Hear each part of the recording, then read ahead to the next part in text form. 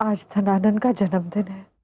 मगध के प्रत्येक व्यक्ति को सम्राट को बधाई देने के लिए आना आवश्यक है। भैया ने बताया था कि उनके बुरे दिनों में उन्होंने चंद्र को किसी व्याध को बेच दिया था। मेरा कंगन तब भी उसके गले में था।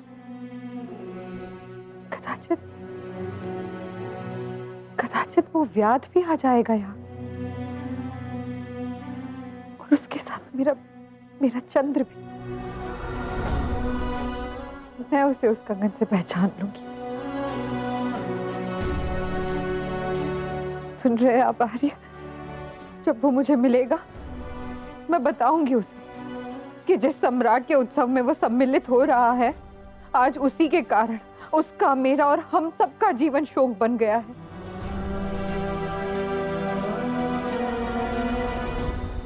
मेरा पुत्र प्रतिकार लेगा नंद से, उसके हर छल, हर पाप का मूल्य लेगा। मेरे आंसुओं के हर बूंद का प्रतिकार लेगा। अपने छुल से बचपन का प्रतिकार लेगा। मेरा सम्मान लौटाएगा।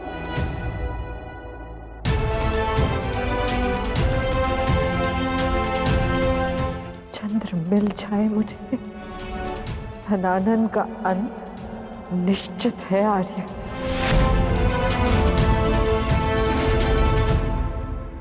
मगधपति के जन्मोत्सव पर मगध के अधिकांश नागरिक इसमें भाग लेंगे। मगध राष्ट्र के सभी युवा इसमें उपस्थित होंगे। मगध के भावी सम्राट को ढूंढने का इससे उत्तम अवसर नहीं मिलेगा। उचित कहा आचार्य। और मेरा गुप्तचर मुरली युवाओं के चयन में आपकी सहायता करेगा। शतका, तुम मेरे पुराने साथी हो, स्वयं एक ज्ञानी हो, इसलिए इस बात को भली भांति समझ सकते हो कि गुप्तचरों पर पूर्ण रूप से विश्वास नहीं किया जा सकता, क्योंकि वे केवल धन की भाषा समझते हैं। किंतु इस गुप्तचर पर किया जा सकता है, क्योंकि मुरली के संपूर्ण परिवार का विनाश धनानंद ने स्वयं किया था और मुरली को अपने परिवार का प्रतिशोध भी लेना है। परंतु मैं मुरली को पहचानूंगा कैसे? इसकी आवश्यकता ही नहीं पड़ेगी आचार्य। वह आपको स्वयं खोज लेगा और अपने पहचान स्वरूप मुद्रा का शेष भाग आपको देगा।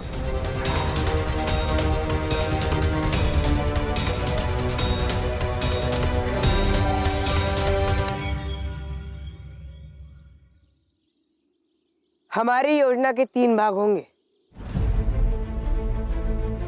स्थिति बनाना, अफरा तफरी मचाना और सैनिकों को भ्रमित करना। सबसे पहले हम सब अपनी अपनी स्थिति लेंगे। मैं मचान पर रहूंगा ताकि सब कुछ ठीक से अवलोकन कर सकूं।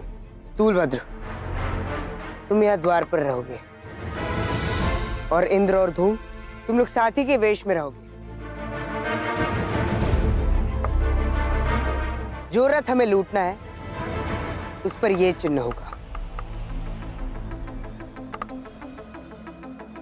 अब आता है हमारी योजना का दूसरा भाग, अफरा तफरी फैला देना।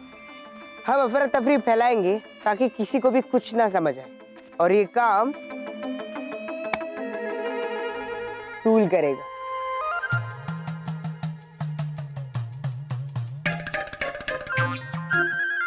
और उसके बाद जैसे ही भीड़ में अफरा तफरी मचेगी तो मैं मचान से उस रथ पर कूदूंगा जिसे हमें चुराना है और उसे लेकर निकल जाऊंगा।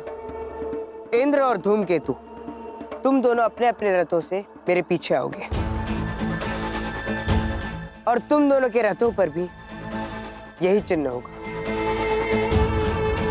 अब आता है हमारी योजना का तीसरा और सबसे महत्वपूर्ण भाग, सैनिकों को भ्रमित करना। हम तीनों अपने रथ अलग अलग दिशाओं में दौड़ाएंगे, जिससे कि सैनिक भिन्न दिशाओं में भागेंगे, और फिर हम सैनिकों को एक रथ के पीछे लगाकर अपना कार्य पूर्ण करेंगे। सीधी सी योजना है और हमें सीधे सूली पर लटकाएगी। चंद्र, वहां मगध के बंदीगृह में यातना सहने से अच्छा है हम यही दास बने रहे। जानते हो ना, जब तक चंद्र है उसके मित्रों को कुछ नहीं होगा। चंद्रगुप्त, हमें तो तुम बचा लोगे, परंतु तुम्हें कौन बचाएगा? ऐसी स्वतंत्रता किस काम की कि प्राणों को ही स्वतंत्र कर दे?